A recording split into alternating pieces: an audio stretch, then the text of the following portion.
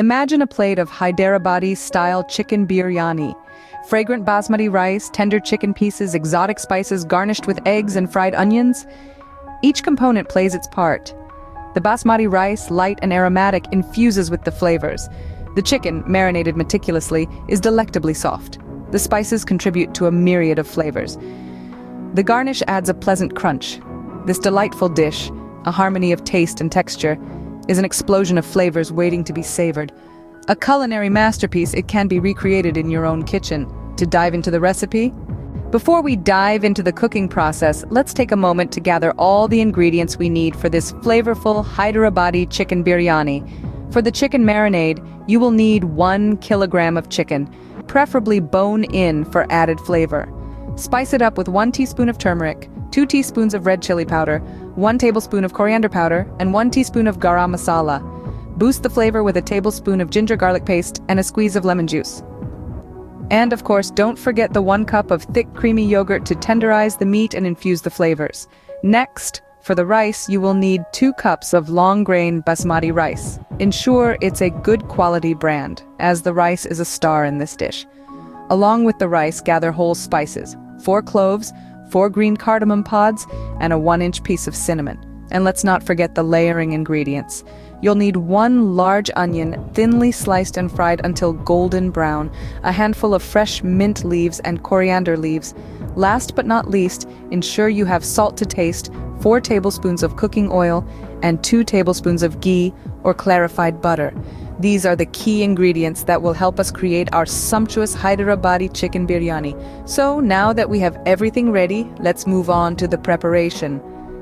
Creating this culinary masterpiece involves 3 main steps: marinating the chicken, cooking the rice, and layering the two before a final slow cooking process. Let's start with the marination. You'll need chicken, of course, and a blend of spices. We're talking about turmeric, red chili powder, coriander powder, and garam masala. Don't forget ginger garlic paste, lemon juice, and a dollop of thick creamy yogurt. Mix all these together, coat the chicken generously, and let it sit. The longer the marination, the more flavorful the chicken. Overnight is ideal, but a minimum of 2 hours will do. Next, the rice. Basmati is the way to go, long-grained and fragrant. Rinse it well, then cook it with a handful of whole spices like cloves, cardamom, and cinnamon. But here's the trick. You want to stop cooking when it's just half done. That's because it'll get cooked further in the final step. And that brings us to layering. In a heavy-bottomed pot, start with a layer of marinated chicken, followed by a layer of half-cooked rice.